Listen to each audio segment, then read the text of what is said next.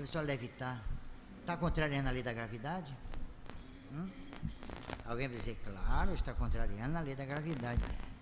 Mas, através de que procedimento?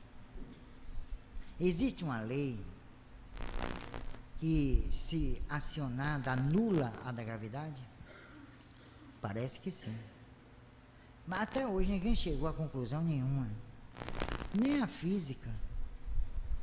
E outros fenômenos que desafiam a ciência humana. Então, interpretar um fato espírita através desses recursos da física, termina a pessoa falando bobagem.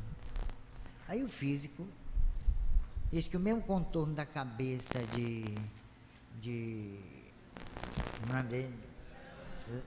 Leonardo é igual a de Leandro. Então ele no computador fez o contorno. Mas que bobagem! Todo mundo tem o mesmo contorno, tem ou não tem? Olha um para o outro aí para ver se não tem. Olha aqui, ó, contorno aqui. Pronto. Eu tenho o mesmo contorno na cabeça de Leandro. Agora, ele estava com um chapéu na mão. E o outro não estava. Por que não fez o contorno do chapéu? Hã? Não é uma boa pergunta? Ninguém se lembrou de perguntar isso. Ele estava, mesmo que não fosse um chapéu, um objeto, ele mesmo disse, o físico, ele está com um objeto na mão. Eu vi assim. E eu tenho gravado, eu gravei. Essas coisas a gente grava e guarda. Eu tenho um acervo de, não é? Eu gravo tudo a respeito, apareceu na televisão, e se disser a respeito a fenômenos espíritas, eu gravo. Para ter base, né? A gente tem que ter uma base. Senão, eu gravei, está lá. Esse é um documento. Então, por que não fez o mesmo contorno com o chapéu, ou seja lá o que fosse? Ninguém se lembrou de perguntar isso. A outra fotografia que tiraram de João Paulo e Daniel, não é isso? Disseram que é uma fotografia tremida. Veja só. Olha, a pessoa quando quer negar, cai no ridículo. Porque tudo bem, é tremida. Mas por que ele saiu escuro? Porque João Paulo era escuro, não é? E por que quando tremeu saiu escuro? Não devia sair, né?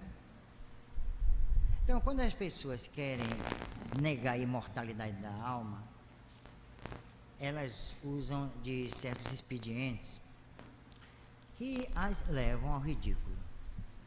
Principalmente diante de nós espíritas que estudamos.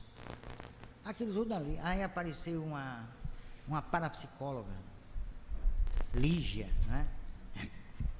Ela já esteve até conosco, ela tem mais ou menos quantos anos? 15 anos. E nós a convidamos para vir aqui em Salvador. E nós fizemos um seminário na Faculdade de Odontologia, no auditório. E ela, como parapsicóloga, a gente fez um trabalho sobre ciência espírita. Convidamos parapsicólogos, estudiosos da doutrina, como o Dr. Carlos Embaçaí e tantos outros. E ela, no dia que ela chegou, ela foi para o hotel. E quando o pessoal chegou lá, às 6 horas, 6h30, não, umas 7 horas da manhã, que eu trabalhei às 6 de manhã, ela disse que não ia fazer não. Porque ela estava deprimida, estava se sentindo mal, mas não ia mesmo. Aí me telefonaram, eu digo, traga, diga ela que venha, que a gente resolve aqui a questão. E aí, olha, era para a psicóloga, eu chamei justamente para que os inscritos no curso tivessem conhecimento da versão da parapsicologia sobre a fenomenologia espírita. Principalmente ela é uma psicóloga séria, honesta, correta, mas tinha lá a versão dela e a gente queria saber. Não é para discutir, para bater boca, não é isso. E não aconteceu assim. Senão ela fez uma palestra muito boa, excelente. Mas quando ela chegou na faculdade, ela estava completamente dominada pelos espíritos. Aí a gente levou para o banheiro da faculdade e fizemos uma bela de uma desobsessão. Ela saiu fusquinha, saiu lá. Falou quase 2 horas. E aí perguntou o que era aquilo, que método é esse que a gente empregava. Eu disse, é um método ensinado por Kardec, é desobsessão. Jesus fez também. Foi que ela começou a admitir o espírito, não sei se vocês perceberam, que ela meio atrapalhada, porque estava nervosa, mas ela deu a entender que era um fenômeno. Não é? Vocês não perceberam, não? Ela não foi contra. É pena que ela ficou meio nervosa, meio atrapalhada, mas ela tem realmente conhecimento. Mas ela se prejudicou e prejudicou, não é? A própria doutrina, no que diz respeito a uma interpretação mais lógica e mais assim coerente, e ela não soube responder. Ela falou em ectoplasma, mas não explicou ectoplasma o que é, porque às vezes há a parapsicologia, como a metapsíquica, como a doutrina espírita, essas disciplinas têm uma nomenclatura específica, não é? Por exemplo, na doutrina espírita, perispírito. O que significa perispírito? Esse vocábulo foi criado por Kardec. É um vocábulo latino e outro grego. Perispírito. Peri, em torno de. De quê? Do espírito. Então é como se fosse um corpo que ocultasse o espírito. E o próprio espírito o elaborou. Tomando como matéria-prima o fluido universal, o fluido cósmico. Então ela usou a palavra ectoplasma e não explica. Então as pessoas leigas não sabem o que é ectoplasma. Muita gente não conhece, nunca ouviu falar nesse nome, nesse vocábulo. E não explica. Isso dificulta. Não, ali é o ectoplasma e tal. A terminologia seria assim, uma visão ectoplasmática. Esse seria o termo correto. E a menina que Faustão tentou mesmo fazer com que ela se pronunciasse, mas ela não dizia coisa com coisa. Não sei se vocês estavam assistindo, observaram.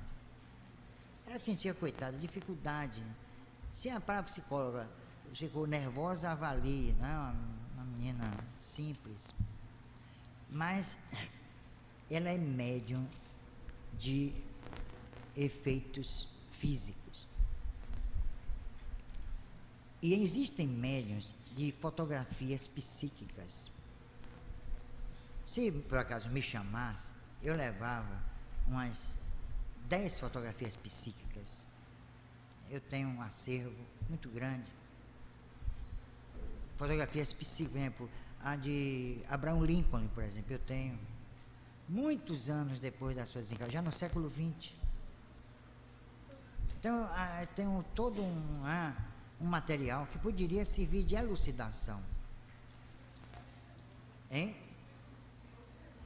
Ele levou uma fotografia, mas aquilo não se enquadra na fotografia psíquica, certo? Porque ela, normalmente, de ordinário, é espontânea. O fenômeno é espontâneo. Raramente acontece provocado.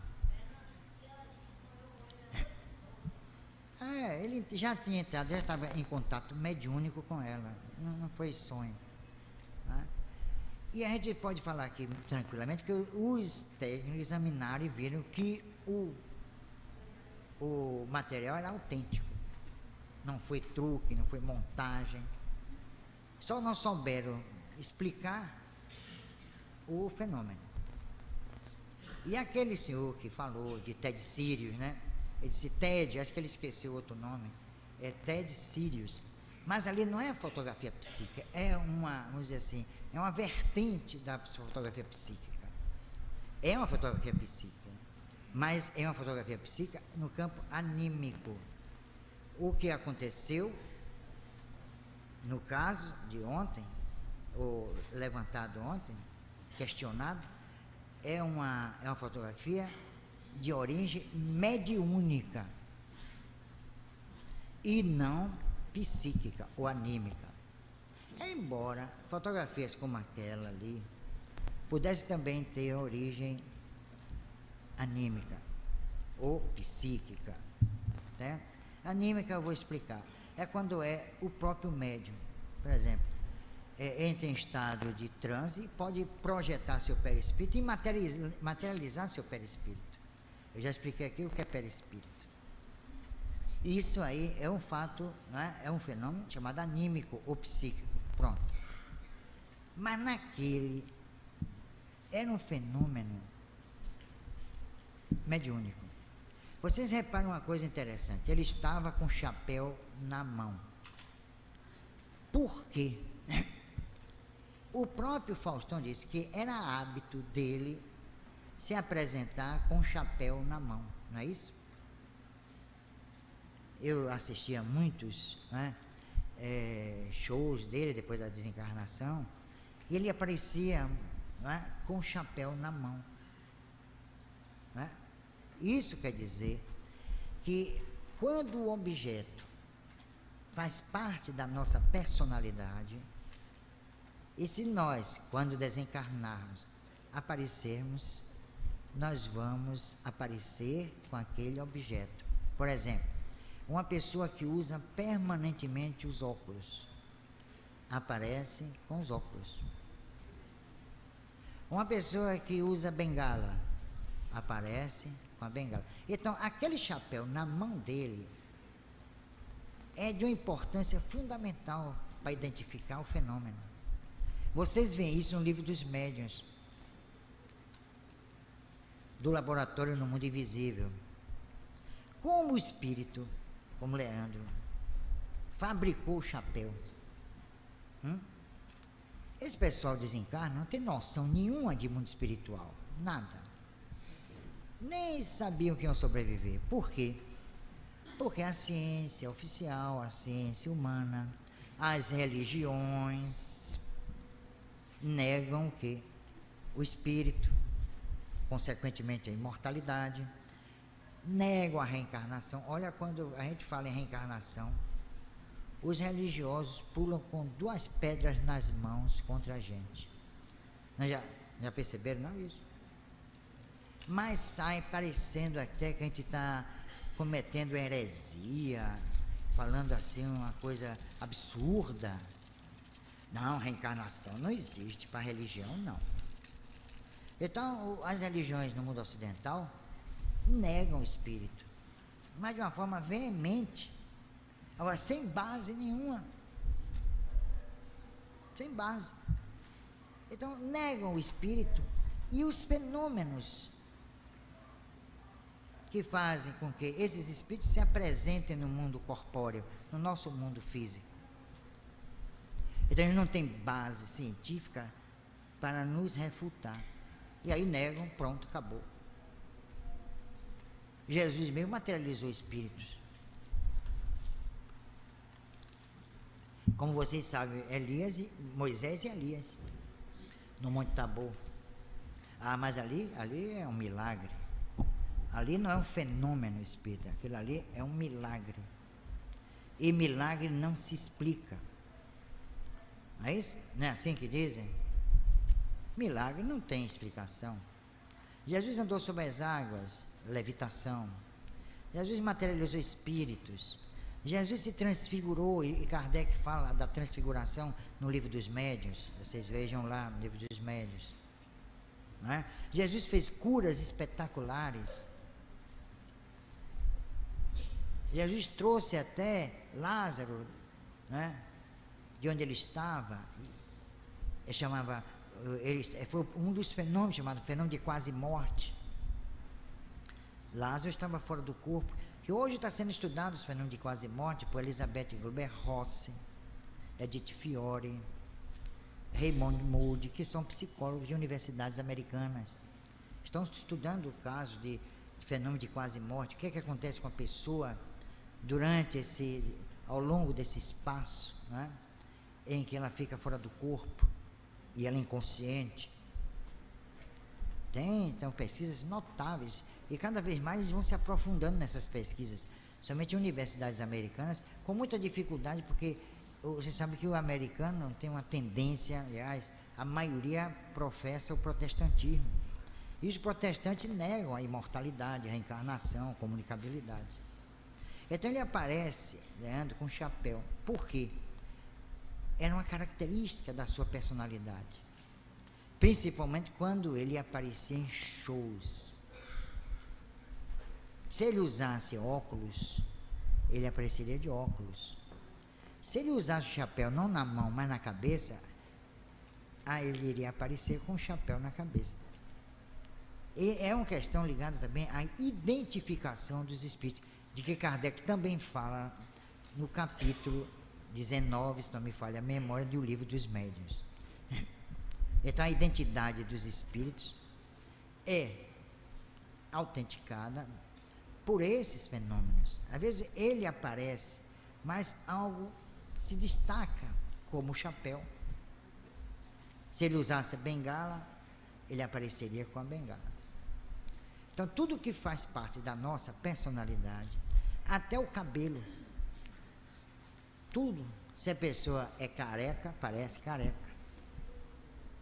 Agora, quando o espírito atinge um estado de conscientização da sua realidade, a realidade dentro do plano espiritual, onde ele está, aí o que é que acontece? Ele pode até mudar a sua aparência. É claro que aí escapa a identificação, não é? Quantas pessoas não já viram seus parentes desencarnados? E quando veem, o que é que acontece? Tem medo. É o pai que está ali, mas eu tenho medo, é uma visagem, né? Ou então dizem que é o demônio, que diz que o demônio pode tomar qualquer aparência, então é o demônio. Aparece a mãe, não, ali é o demônio. E o espírito, coitado, fica arrasado. Ele vem porque não tem referencial nenhum. Quem é mundo espiritual para esse povo que está aí fora? Não existe. Acabou, morreu, acabou tudo, pronto. O túmulo é o fim da jornada das ilusões, como dizia Gustavo Gelei. Pronto, acabou, morreu, pronto, finito. Mas acontece que mesmo que as religiões preguem o que pregam, que negue a imortalidade, que negue a reencarnação, nós reencarnamos e somos imortais. Porque não depende da religião. Não depende. Você pode dizer, não, o espírito não existe. É uma opinião pessoal. E as religiões emitem opiniões destituídas de qualquer base experimental. Então, ali estava um fantasma, o duplo, o perispírito desse que se chamou Leandro.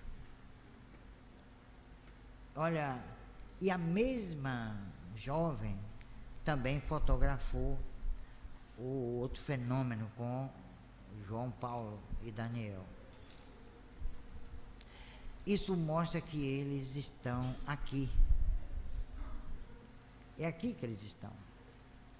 Porque mundo espiritual, quando a gente fala no céu, o que é que as pessoas fazem normalmente? O céu, a gente olha para cima, né? O céu, eu já vi até uma pessoa declamando, o céu, a terra, o mar. Não existe nem alto nem baixo, né? Todo mundo sabe disso, depois de Galileu principalmente. Galilei, coitado, quase virava garrote, né? Quer dizer, virava churrasco, porque foi dizer o que disse, pelo menos da circunvolução da Terra. Então não existe nem alto nem baixo. E o mundo espiritual também, tanto que vocês veem na televisão e dizem assim, fulano foi para o andar de cima. Veja, andar de cima. A gente pode estar no andar de cima hoje, mas amanhã estamos no andar de baixo, não é? Não existe andar de baixo, nem de cima, nem do lado. Mundo espiritual é isso aqui. Isso é mundo espiritual. Os espíritos estão aqui, e tem alguns que estão aí também, não é? Eu estou vendo alguns. Tem uns, às vezes ficam me fazendo até careta, mas eu não tenho medo de careta. Eles ficam frustrados comigo, porque eu não tenho medo. Medo de quê? Tenho medo de uma pessoa igual a mim, porque espírito é gente. É que a tradição religiosa impôs à nossa civilização, e a própria ciência também, que espírito não existe. Então, quando a pessoa está vendo um espírito, é alucinação. A pessoa está alucinada. Aqui é uma projeção do ego subliminal. Explicam assim. Agora, até hoje eu não sei o que é ego subliminal. É uma expressão bonita, não é? Científica, mas que não designa nada. Não representa coisíssima nenhuma. Então, aquele episódio mereceria uma análise mais em profundidade. Eu ver se eu mando um fax, não sei se eles vão aceitar, ou então mandar pela internet. Mandar umas explicações para o pessoal de Faustão, para a produção. Para que eles não permitam que pessoas que não têm conhecimento da fenomenologia espírita falem coisas desencontradas. Afinal de contas, o programa só fez criar confusão na cabeça das pessoas. Não é isso? Porque um diz uma coisa, outro diz outra, outro diz... Aí cria... Afinal, quem está certo? Ainda bem que não chamaram um padre, nem um pastor, nem um psicólogo, porque senão a confusão ia ser maior. É uma torre de Babel, né? Cada um falando uma língua diferente, dentro das suas concepções, né? Dentro das suas ideias, dos seus valores. Por exemplo, se um católico for convidado para falar de um fenômeno como o que apareceu ontem na TV Globo, ele vai ter a postura dele, segundo a sua religião, tudo bem. Se um protestante for chamado, também vai para o seu lado ter a sua ideia a respeito, não é? Se um parapsicólogo for chamado, ele também vai expressar, ou seja, se expressar conforme o que lhe ensina a parapsicologia, e aí por diante. Então cria uma celeuma, cria uma divergência de opiniões, e essa divergência confunde as pessoas. Afinal de contas, foi ou não foi Leandro? Ficou a dúvida, não é? É preferível que eles não apresentem esses fatos, porque a pessoa fica de cá, o telespectador, coitado, que não conhece nada, porque a maioria dos brasileiros não conhece, e fica, afinal de contas, foi Leandro ou não foi? Já que a fotografia é autêntica, vejam a contradição que caíram. Vejam só, aquilo ali é autêntico, não houve truque, não é? A fotografia é uma coisa, né, verdadeira. Muito bem. Mas acontece que, se a fotografia é verdadeira, por que tanta questão e tanta dúvida? E disseram-me assim, os especialistas disseram em fotografia que aquele vulto não foi posto ali pela pessoa que bateu a fotografia, ou por qualquer outra pessoa. Se ele não foi posto, veja, olha, durma com barulho desse. Se ele não foi posto ali por ninguém, quem o pôs ali? Quem o colocou ali? Vai dizer o quê? Que é o mesmo contorno da cabeça. Veja que, olha, né, é como físico, aquele senhor está se ridicularizando. Eu acho que os físicos estudiosos dizem assim, mas coitado do meu colega, falando uma bobagem ali. Veja o contorno da cabeça, vai identificar. Isso é prova? Essa é uma prova insustentável. O contorno todos nós temos o contorno da cabeça, não é isso? Olha um para os outros para ver se não tem. todo mundo tem um contorno, não digo igual, mas é uma característica do ser humano, da nossa conformação craniana. Não é? Hein? Além disso, eles são irmãos. Já tem um problema genético aí, né? Eles são irmãos. Então, aquilo ali do físico foi ridículo. E eu, se estivesse lá, eu diria isso. Foi ridículo. Aquele senhor que apareceu como parapsicólogo e tal, ainda se saiu bem, mas não elucidou nada. Não explicou coisíssima alguma. Ele teve a ideia lá, tudo bem, ele falou em fotografia psíquica, e confundiu ainda mais, porque quando apareceu o Ted Sirius, fazendo aquela careta, que eu tenho aqui, aquela fotografia também, ali, ele não foi somente aquelas torres, mas várias outras fotografias, chamado formas pensamento. Ali, a rigor, não é nem fotografia psíquica, embora se possa classificar assim, mas chama de formas pensamento. Quando nós pensamos, emitimos imagens. Não é só... Agora, o Ted Sirius tinha uma faculdade que permitia a fotografia das suas formas pensamento. Nós também temos. E uma das bases, a propósito de alguns casos de obsessão, é justamente essas formas pensamento. São justamente essas formas pensamento. Por quê? Quando nós pensamos, nós emitimos imagens. E aí alguém pode captar essas imagens. E existe uma lei no campo não físico, mas moral, que diz assim: os semelhantes atraem os semelhantes, os contrários se repelem. É diferente do que vige, do que existe aqui no plano físico. Então, quando nós pensamos, pessoal, que um sexólatra, não é? Tem alcoólatra, tem sexólatra, já só pensa em sexo, não é isso? São raras essas pessoas, mas acontece. Aí o que é que acontece? Ele começa a pensar, a idealizar, a criar imagens. Aquilo não fica restrito ali ao seu cérebro. Aquilo se expande. Vai embora. E alguém pode, não é, entrar em sintonia com ela, através dessas formas de pensamento. É uma das obsessões, um dos tipos de obsessão mais perigoso. É muito perigoso. Por isso que Jesus disse: orai e vigiai. E disse também: se erra também por pensamento. Então, às vezes a gente está aquela carinha de anjo, né, diante da gente, lá dentro a coisa está pegando fogo. Está parecendo o palácio de Messalina. É? Ou então dos Borgias, que por sinal era o Vaticano, da família Borgia, ou famíliazinha degenerada, viu? Era um negócio sério. Então, a gente precisa, nós espíritas, precisamos interferir nisso, mas o desejo é muito, mas eles não permitem. E às vezes chama um espírita, tudo bem, mas chega lá para te dar uma caruara, sei lá o que é que dá, que a pessoa não fala nada.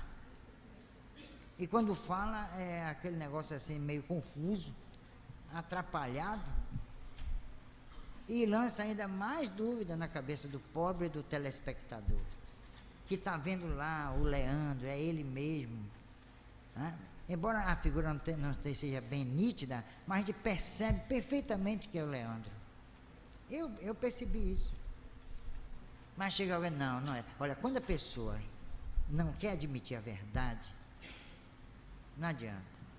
É como diz um ditado árabe: olha, você pode levar o camelo até a fonte, agora obriga a beber. Pode pendurar aquele pescoção ali que não adianta. Se não quiser beber, não tem quem faça. Assim é esse pessoal. agem da mesma forma. Eles não querem admitir o fenômeno espírita. Agora, sabem, a mídia sabe que o fenômeno espírita dá ibope. E como dá? O pico de audiência, de assistência, vamos dizer assim, vai lá para cima. Põe um programa espírita apresentando fenômenos, fotografias. Eu mesmo tenho tudo isso. Tenho um acervo imenso para ver o que é que acontece. Todo mundo vai querer assistir. Eu assisto mesmo na antena, lá, um canal Mundo. Tem o Millennium e tem o Mundo.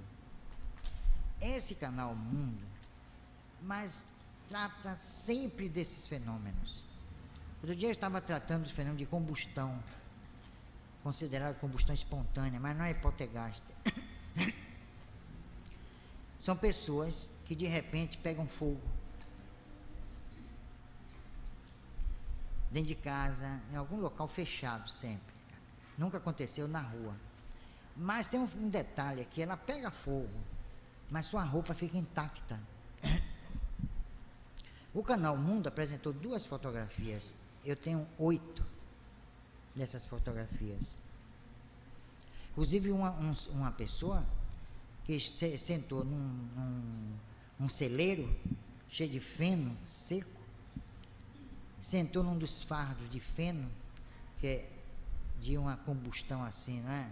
Muito grande, ou a combustibilidade enorme, e pegou fogo o sujeito. A roupa dele ficou intacta e o celeiro também. Nem um fiapo de feno se queimou. Ora, isso desafia a ciência, claro.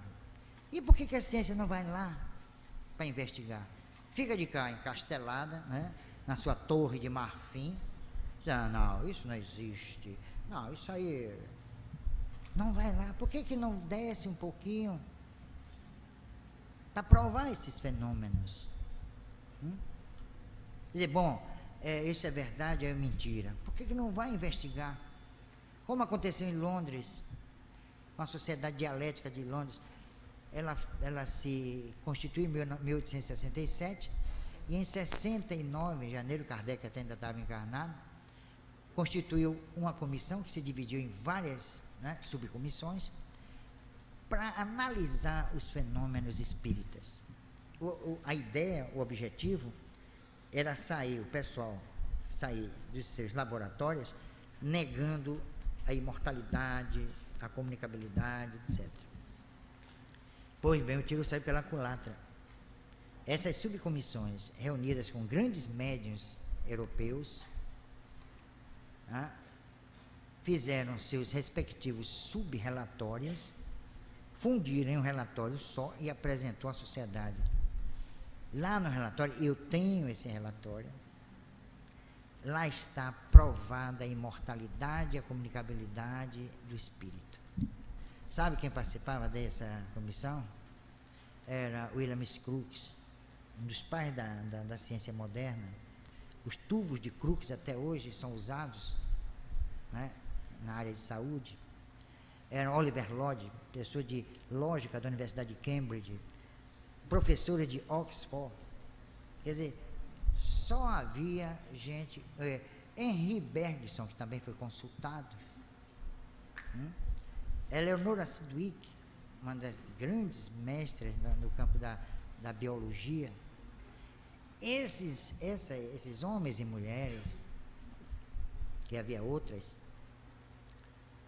deram testemunho da veracidade dos fenômenos espíritas. E nenhum deles era espírita. E aí? A comissão, aí a Sociedade Dialética de Londres fechou as portas e acabou com a sociedade. Só para não ratificar, confirmar a conclusão a que chegaram os investigadores que ela mesma nomeou. Está vendo? Então, são esses fatos históricos que evidenciam que nós espíritas não estamos aqui fazendo papel de besta. Nem vocês. nem estamos enganados, nem vocês estão enganados. Porque se tudo é uma farsa, o que é que nós estamos fazendo aqui? Eu de vez em quando chamo a atenção para isso. O que é que eu, pessoalmente, estou fazendo aqui? Estou enganando vocês? Estou contando aqui em verdades? Estou inventando? Estou delirando? Eu sou um alucinado? E os médios aí? Também estão fingindo? Quer dizer, aqui não existe honestidade, a honestidade está lá fora. Aqui nós somos embusteiros, farsantes, é isso? Um William Crookes pode ser considerado um farsante? Presidente da Sociedade de Ciência, né? Sociedade Real de Ciência da Inglaterra, um homem desse porte, desse nível, iria submeter uma farsa? Ele ganhou alguma coisa materialmente? Não, ele perdeu até, que no início seus colegas cientistas lhe deram as costas, porque ele admitiu o espírito. Vejam só, que absurdo.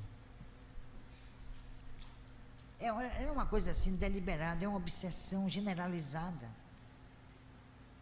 Pierre e Maria Curie, que de vez em quando eu cito, porque eu tenho orgulho em citar o nome desses dois, são 3 prêmios Nobel de Química e Física. Ela mesma ganhou o prêmio Nobel de Química e Física, que também afirmou a imortalidade da alma. Vocês já imaginaram uma mulher desse nível? Um dos seres humanos mais inteligentes que já pisaram aqui, afirmar a imortalidade da alma, né? Aquele físico de ontem pode se comparar a uma Madame Curie? Olha, para mim, não, absolutamente não. Pode se comparar a um Paul Gibier? Não pode. Émile de Dar, de Pasteur? Então, esses grandes pesquisadores não eram espíritas e se internaram em laboratórios para provar a imortalidade. Como aqui no Brasil também, vários grandes pesquisadores. É que a televisão não consulta esse pessoal. Outro dia consultou um espírita, até amigo meu, tudo. Mas ele não tem trato, ele nunca tratou, nunca se preocupou com esses fenômenos. O problema dele é mais literário. É um grande escritor, um jornalista impecável, mas como pesquisador, não. Então não basta ser espírita para explicar o fenômeno, é preciso que essa pessoa também seja um cientista. Existe uma ciência espírita. Kardec mesmo disse, o espiritismo é uma ciência que trata da origem e natureza dos espíritos, bem como de suas relações com o mundo corpóreo, quer dizer, com o nosso mundo. Ela é uma ciência. Agora, querem negar. Se vocês chegarem aí fora e disserem que o espiritismo é uma ciência, experimentem. E nada, é coisa mística, confunde com candomblé, confunde, né, com todo respeito ao candomblé, que é uma manifestação cultural, que merece respeito. Mas nós não temos nada a ver com candomblé, nós não temos nada a ver com umbanda, nem com mesa branca, nem amarela, nem azul. Aqui a toalha é branca porque doaram assim, se fosse azul, estava aqui azul. Se vocês quiserem doar alguma toalha, não fiquem com isso, pode mandar azul, amarela, branca, vermelha. Não tem nada a ver. A doutrina espírita é a doutrina de primeiro mundo. Olha, quando eu digo às vezes, numa casa espírita, num seminário, num encontro, num congresso, que a doutrina espírita é elitista, os espíritas não gostam. Mas é. Vai estudar o livro dos Espíritos para ver. Chegar a Leon Denis, um filósofo francês, um pensador espírita francês, dizer que o espiritismo é a síntese grandiosa de todas as formas do conhecimento. Nós temos que pegar a física e transcendentalizá-la para entender o fenômeno espírita. Para entender o ectoplasma, nós temos que estudar uma fisiologia espírita, uma química. Para entender as leis morais do livro dos Espíritos, nós temos que nos valer de uma sociologia espírita, de uma antropologia, ou de uma paleantropologia espírita. Nós podemos estudar os fósseis sob outro prisma, que a história do homem não está nos ossos, nos seus ossos, está na sua consciência, que permanece íntegra, porque é imortal. Então a verdadeira história da humanidade ainda não foi contada, porque não consultaram o Espírito. Ele é que é o Senhor dos elos perdidos, por exemplo. É nele que está o conhecimento, porque ele é o conhecimento. Aqui as pessoas, o problema cultural também precisa de uma reavaliação. Mas quem é que vai reavaliar o processo cultural, somente no mundo ocidental? Reformular a sociologia, a antropologia, a ética, o direito, a política, a química, a física. Quem vai reformular? Quem vai se ousar? Mas um dia, que eu não sei quando, um futuro ignoto, um dia o homem vai ter que admitir, queira ou não queira, a sua imortalidade. Porque senão o homem seria aquilo que Sartre dizia, um ser inútil. Isso o atormentava profundamente. Ele vivia deprimido.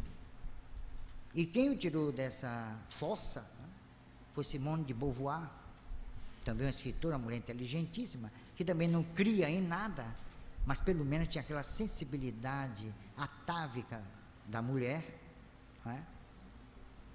Tá vendo? E que fez com que ele momentaneamente esquecesse o seu cruel destino. Que destino? A podridão do túmulo. Ele se revoltava como gênio, como todo gênio, como Schopenhauer, todos eles, Nietzsche, todos se revoltaram contra a morte. Era o libelo cruel, era o grande, não é, espectro de todos os grandes pensadores, os maiores pensadores. Todos, até Spinoza, que era religioso, até ele, que devia nascer na Holanda, mas nasceu na Espanha, e foi educado no catolicismo, e depois ele se rebela, porque ele não podia admitir um destino tão cruel e tão ser destituído de realidade como aquele que a religião lhe ensinou. Então ele se rebela, ele se torna um pensador livre, e ele se recusou a aceitar a morte como fim de tudo. Ele disse: eu me recuso. Isso fere a inteligência, fere a razão, fere a própria inteligência divina. Eu não posso ter sido criado para a morte. Foi um grito de liberdade de Spinoza. E que grito que ecoou por toda a Europa. E todos começaram, os grandes idealistas, ou construtores de ideias, começaram a se voltar para a morte, para nela descobrir a imortalidade. Foi aí que surgiu a doutrina espírita, em 1857, com o lançamento do Livro dos Espíritos. Em meio a essa efervescência intelectual, política, no século dos ismos, do positivismo, do naturalismo, do marxismo, do darwinismo, foi aí que surgiu a doutrina espírita, em meio a todo esse conflito de ideias e de concepções. E aí a revolta, somente do evolucionismo darwiniano, quando Kardec e os espíritos, no Livro dos Espíritos, 2 anos antes de Darwin lançar sua obra, vem com o evolucionismo baseado na lei de causa e efeito, baseado na reencarnação. Pela primeira vez se fala em reencarnação na Europa. Da justiça da reencarnação, está lá no Livro dos Espíritos. Peguem. 1857. O evolucionismo morre ali. Desaparece para dar lugar à imortalidade da alma, através das vidas sucessivas.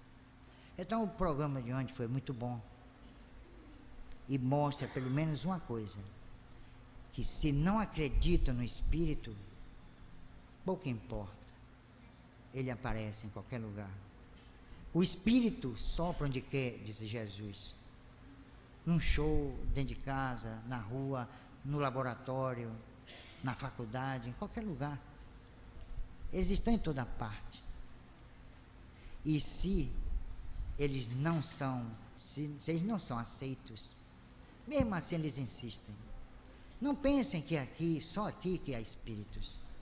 Eles estão em todo lugar, clamando para ser ouvido, para ser admitido na comunidade dos homens.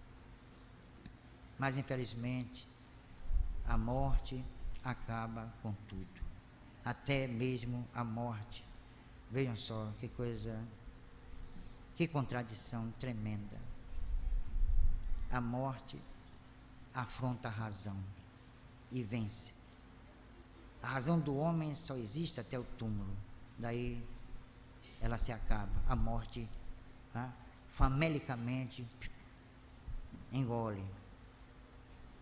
Então, razão, bom senso, inteligência, os amores cultivados, tudo é comido, é engolido, é digerido pela morte. E ela come tudo, não deixa nada, nem um fiapo de razão, nem um fragmento de inteligência, nada, bom senso, tudo desaparece com o homem. O homem termina sendo uma montanha de atritos, ou melhor, de detritos. Se houver a possibilidade de você explicar entre ectoplasma e fluido magnético, é original da mesma possibilidade de expansão? Como diz os franceses, toutes les mêmes choses.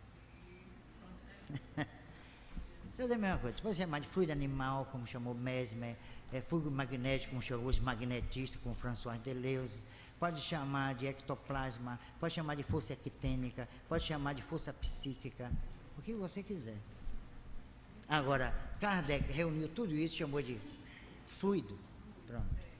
Aí criou a fluídica. Não são separadas não, é questão de nomenclatura, viu? Às vezes de pesquisador para pesquisador. Cada pesquisador dava ao ectoplasma um nome específico. Como o ectoplasma foi criado por Charles Richer, no prêmio Nobel de Medicina.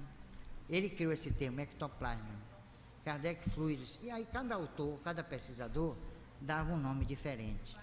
É a mesma coisa, é a emanação da força viva do indivíduo. Entendeu? Quando eu cheguei aqui, houve Vai ficar da hora. que eu te falei, né? Parece que meu corpo todo saía aquela força energética. Que diferença existe entre a eletricidade e a força magnética? Onde está essa explicação? Porque isso me confundiu. Isso daí está em Gelei, num livro chamado Do Consciente ao Inconsciente, viu? Força, energia, fluido, são vocábulos que se parecem. Agora, essencialmente tem as suas particulares interpretações. Somente energia e fluido. Mas não, essencialmente tem alguma coisa, mas grosso modo são iguais. Então, vamos concluir nossa conversa de hoje. Agradeço a atenção e até a próxima oportunidade.